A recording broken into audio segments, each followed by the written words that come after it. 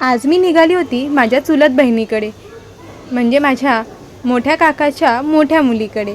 तिच्या सासरी गौरीचं आज आगमन झालं होतं, तर आम्ही गौरी गणपतीच्या सणाला निघालो होतो. तिने आज सांगितलं होतं की गौरीचं आगमन आहे, तर तुम्ही सर्वांनी या. तर आम्ही म्हणलं चला. त्यासाठी आम्ही इथे स्टेशनला पोचलो होतो. इथे गौरा ते आजी आजोबांचा मस्त हात धरून पूर्ण स्टेशनवर आला. त्यानंतर आम्ही इथे ट्रेनची वाट बघत होतो. ट्रेन आल्यावरती आम्ही स्टेशनलाही उतरलो, कांदिवली स्टेशनला. इथे गणपती होते, छान म्युझिक लागले होते, त्यावर गौरांशी आमचा ताल धरून नाचत होता. मी इथे घरी आम्ही ताईच्या घरी पोचलो. छान अशी गौरीचं सजावट केली होती, गणपती होते. मी इथे छानसे सुंदर नाकात नथ घातली होती.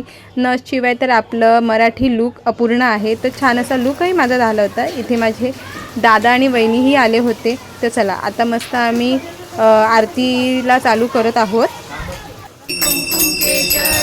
हिरे जडित मुकुट शोभतो भरा, रुंदून तीनू पुरे चरणी घागरिया.